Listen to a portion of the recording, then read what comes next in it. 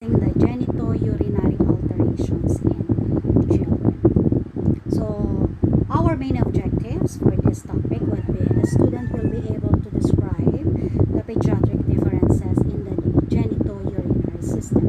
Of course, we'll be comparing it with the adult patient and discuss the most common diagnostic and screening tests used to assess alteration in genitourinary function, and use the nursing process to assess, plan, and provide nursing care to children with common genitourinary alterations. Another thing, of course, is to develop home care guidelines for child with genitourinary alterations. So that would include, of course, our health teaching as nurses for some of the mothers or the old individual who get along with the patient or the infant at home. And of course, the perform return demonstration and certain nursing procedures in dealing with this kind of alteration. So what are the two skills that you'll be doing after this discussion? Of course, you'll be doing the collection of urine sample for urinalysis using the wee bag and of course the intermittent catheter or the straight catheter to the patient. So for the urinary system, it consists of the kidneys and of course the ureters, wherein this two is included in the upper urinary tract, and of course the bladder and the urethra, which is under the lower urine or included in the lower urinary tract. So as you can see, this one is just simple representation of an anatomy of our urinary system or the infant urinary system. So again, it is comprises of the kidneys, the ureters, bladder, and of course the urethra. So for the pediatric differences with regards to the genitourinary system, in a healthy infant, the kidneys operate at a functional level appropriate for body size. However, function is reduced when the infant is under stress. So when we say that the infant is under stress, so what do we mean by that? Of course, if that infant is having an illness or suffering from an illness, that one is also considered as a stressor. What else? The environment, and even is it noisy? The patient cannot, the baby can't sleep. That one is also considered one of the stressor. And what else? If she is not being fed well by his mother, that one is also considered one of the stressor. There is no proper latching if the baby is having his breastfeeding, so that would also be one of the stressor, not fed well by the mother. So by 6 to 12 months of age, kidney function is nearly like that of the adult. So if that's the case, the baby needs to be healthy. So in premature infants, reabsorption of glucose, sodium bicarbonate, and phosphate is also reduced because the baby is premature. Then the young infant's kidneys cannot concentrate urine as efficiently as those of older children and adults because the lobes of Henle are not yet long enough to reach the inner medulla. Because here in the inner medulla, it is where the concentration and reabsorption occur. So after a few weeks of life, the ability of kidneys to acidify the urine reaches adult levels. So with acidosis, however, there is only a small increase in acid secretion and susceptibility to acidemia. And another thing is, of course, the neonate's bladder, which is in the lower abdominal cavity, gradually sinks into the pelvic cavity during childhood. Okay, the reason why we go through those kinds of alterations. And young children have also shorter urethras, which can predispose them to urinary tract infection. And who are they? Of course, the girls. Then children usually achieve complete bladder control by approximately 4 to 5 years of age. So that is the time where we toilet train the child at that age. Then, unlike adults, most children with acute renal failure regain normal function because they are very young. Unlike for adults, they have so many diseases or illnesses. Their immune system is not that strong anymore, so their having difficulty to regain the renal function in some adults. Okay? Then another thing is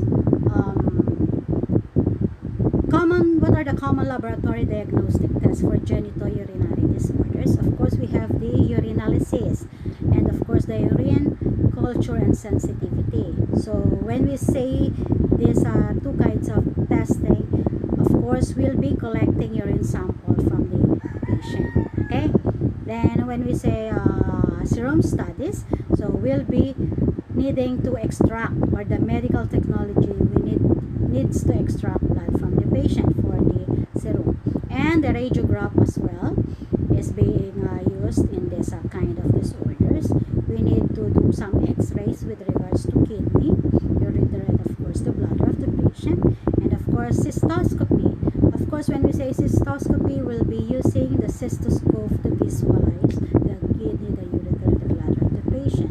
And another diagnostic test is of course the imaging studies, wherein we can use the CT scan, the V-cube, or the voiding cystourethrogram, or the DMSA, the dimer captosuccinic acid renal scan, and the renal ultrasonography.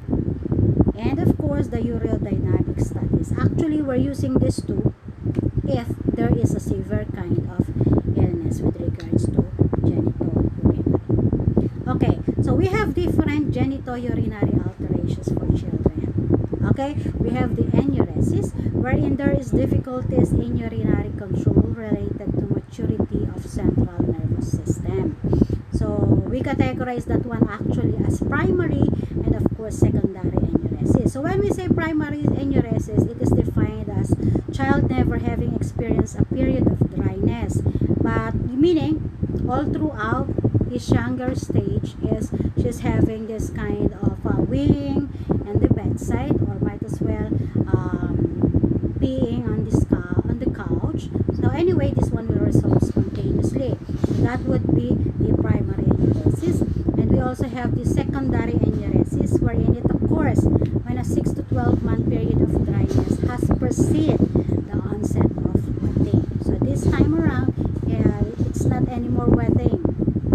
This time, she stopped doing the wetting of the couch and of course the beddings, but then there is already dryness. And another thing is, of course, we have two types of enuresis, the nocturnal and of course the diurnal.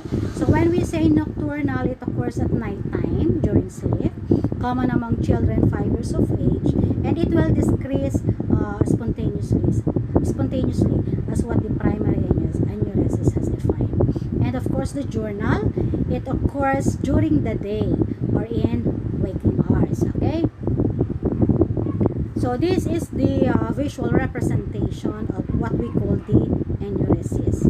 So in layman's terms or in Tagalog, lagi siyang nagsasala, laging nagbabasa ng beddings and of course the couch, or minsan, or sometimes you will also see them peeing anywhere there inside the house. Okay, so that one is what we call the enuresis. Then what would be the therapeutic management? Of course, we need to limit fluid intake after supper, then encourage voiding before bedtime. Then diet modifications, avoid extraneous sugar and caffeine after 4 p.m. So why is that so? Because this can act as a bladder stimulants and of course diuretics. So avoid too much sweet and of course caffeine. And of course the reward system. So how are we going to do that? If the mother wants to toilet train her child, she needs to do this one. So you can she can tell her child to, okay, once you pee, you go directly to the bathroom and pass your and remove all the waste. To completely empty your bladder there.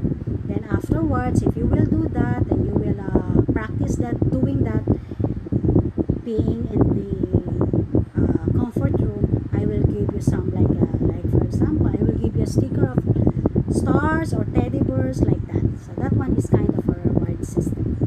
And another thing is the behavioral conditioning with the use of alarm, because in some patient they use this one if they have already consulted with the specialist, because the specialist will be the one to to suggest to use an alarm. So how are they going to do that? They will put some alarm attached to the pants of the baby. So if the alarm censored it that the infant or the child had already passed the urine while sleeping, it will alarm, and the baby or the child will awake and will go directly to the bathroom. Okay, so that is also part of the toilet training of the children. Then another thing is use of antidiuretics medications as prescribed, and information dissemination on the causes and therapeutic approaches. So that is part of our nursing job. Okay, information dissemination with regards to enuresis.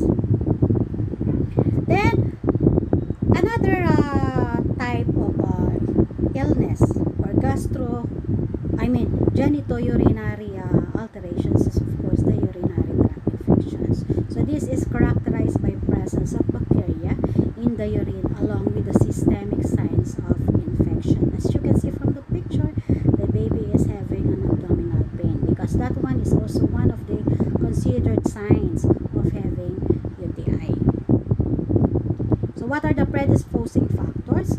Urinary tract obstruction, which can be congenital or acquired, and voiding dysfunction resulting in urinary stasis, and of course anatomic differences. Girls have short urethra and individual susceptibility to infection. So if their immune system is not that strong enough, so might as well she would be susceptible to any kind of infection, not only the UTI.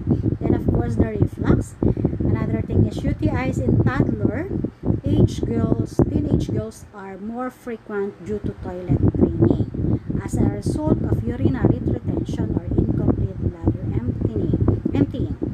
Because there are pros and cons with regards to toilet training.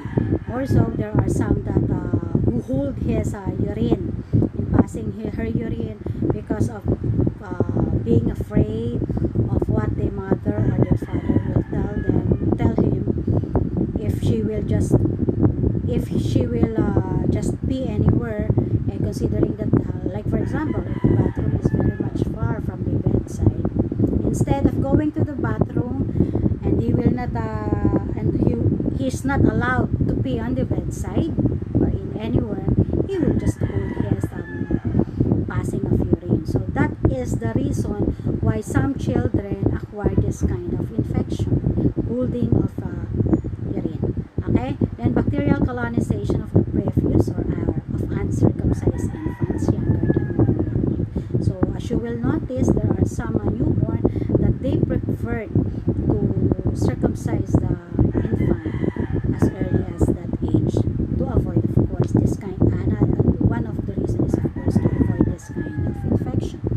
Then another predisposing factor is, of course, the sexually active adolescent girls. Okay, so in that factor, we need, as the parent, we need to guide and we need to educate, of course, our little girls, the adolescent one, on how to do the proper hygiene, and of course on how to prevent this kind of infection. So what are the manifestations of UTI in infants and children? So for infants, there is a fever or there is hypothermic. So any of the two. There is also irritability, dysuria, crying when voiding. So why is it there is an irritability? Of course, if the child is having a uterine infection, there will be pain or burning sensation on the private part, and that's the reason why the baby or the infant is having this kind of irritability.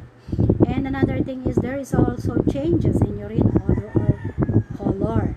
So if you will be assigned in a pediatric ward or like that, for example, pediatric ward, and you've admitted a patient with this kind of high fever or febrile, so one of the tasks as nurses is you need to check always the diaper of the child. You need to check for the odor and of course the color, the quality and the quantity of the urine of the child.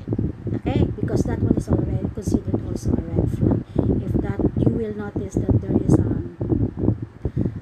bad odor and of course the color is not good anymore and it's not normal.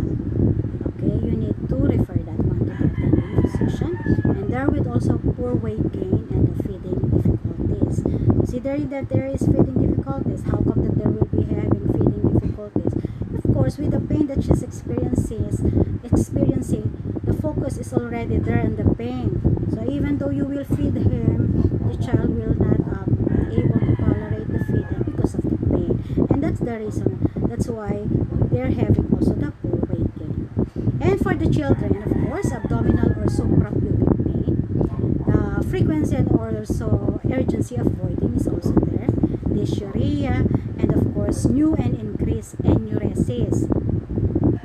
Okay, and of course, fever.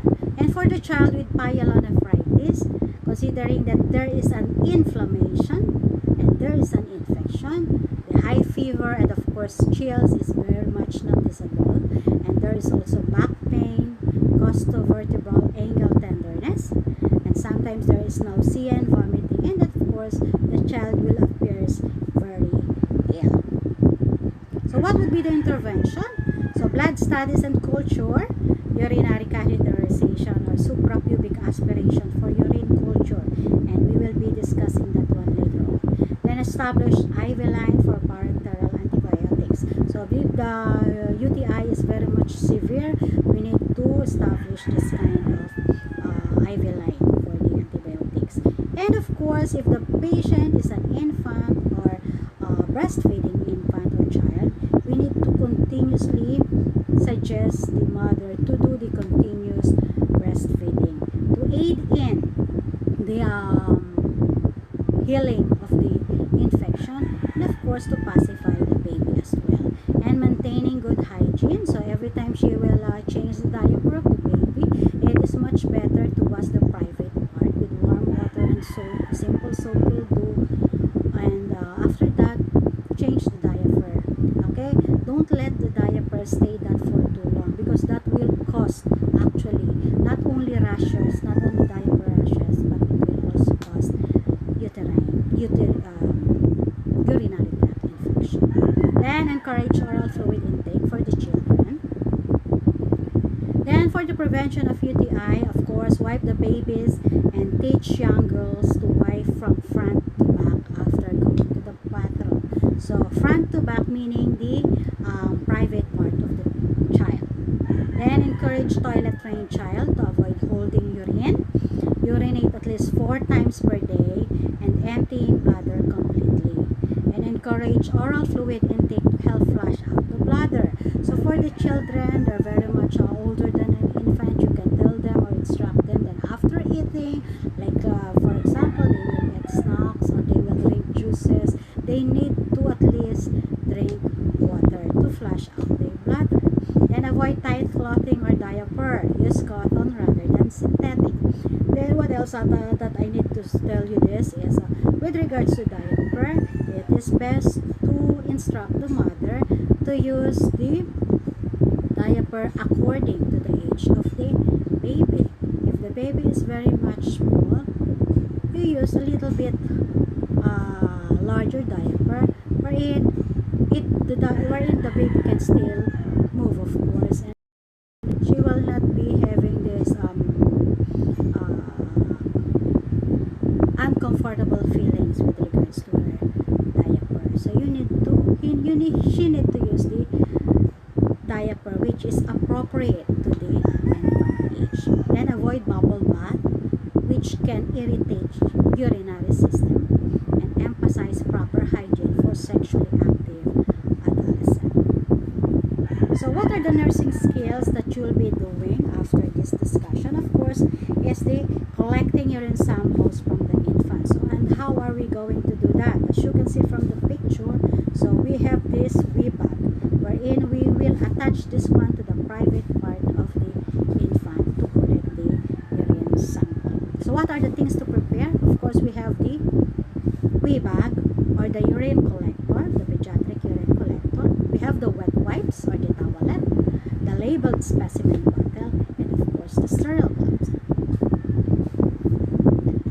So the procedure would be secure consent and explain procedure to parents. So the procedure that we'll be tackling here is of course on how to attach the wee bag or the pediatric urine collector.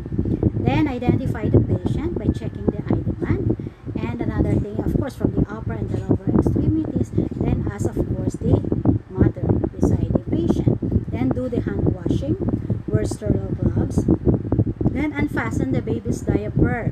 After unfastening the baby's diaper, separate the legs to clean the genital area. So for the female, again from front to back, okay? And for the male naman, clean the end of the penis with wet wipes or moist towelette. Then discard the used towelette and allow skin to air dry completely. And after that, peel off the sticker paper of the wee bag or the urine collector. Then apply the bottom part of adhesive area on the skin between the rectum and vaginal opening. So for the female, as you can see from the video, because I will be showing you the video with regards to this placing of the wee bag. So there is a U shape there, okay? So the bottom part would be the space in between the U shape, okay? The U shape, that's the upper part, and the lower part is the opening of the U, okay?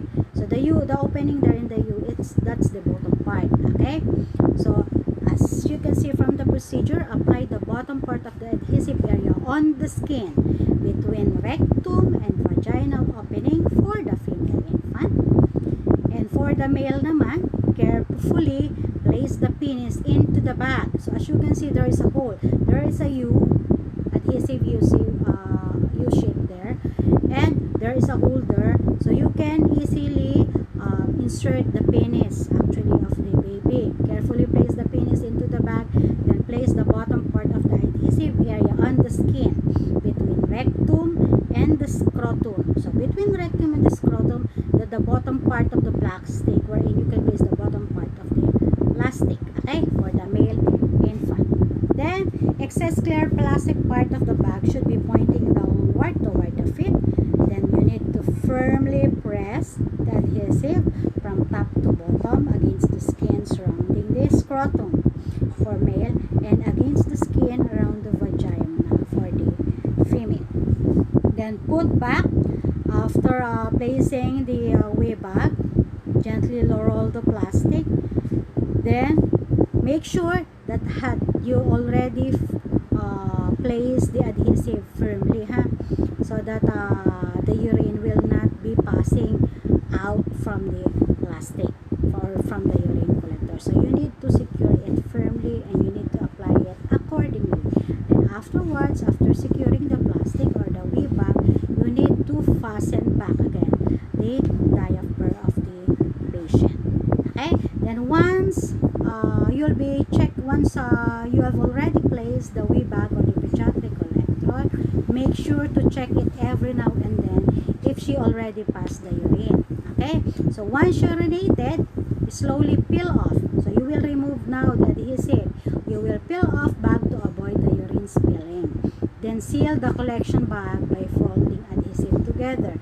So as you can see, the U shape, okay, that one is being placed on the private part of the patient. So when you remove that plastic sheet, that adhesive, you need to stick that one together, okay, so that the urine will not be spilling out. Okay, so you need to close the adhesive, seal the collection bag by folding the adhesive together, then place the wee bag upright into the sterile cup and screw lid tightly. Okay, then after that, fasten the infant's diaper and place on a comfortable position. So what would be written on the label, this specimen bottle? Of course, you need to place, or you need to write the patient's name, room number, the date and time of collection, and of course the test to be done. So is it urine CS or urinalysis? You need to indicate that one on the specimen cup. And after that, do the hand washing and do the aftercare. Then make sure information on the container as well as the requisition will match. Okay, then immediately send the specimen to laboratory to avoid spoilage of the urine. Okay, then another skill is of course the use of straight catheter for urine collection.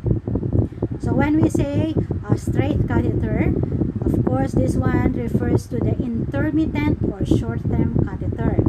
So used as needed for the purpose of draining the urine and is removed after the urine has been drained.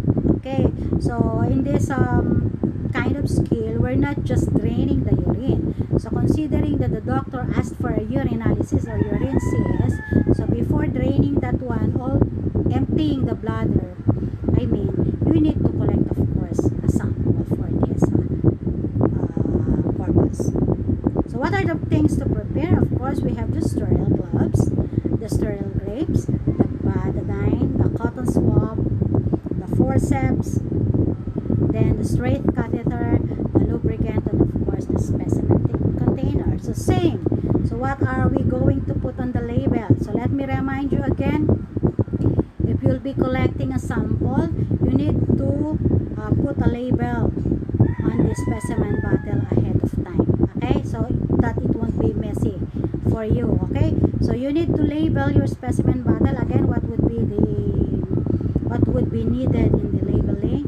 Of course, the patient's name, the date and time of the collection. What else? The room number, and even the what is the test that is being needed in this kind of sample? Is it the urinalysis or the urine CS? So you need that one to indicate or make a label on the specimen bottle ahead of time.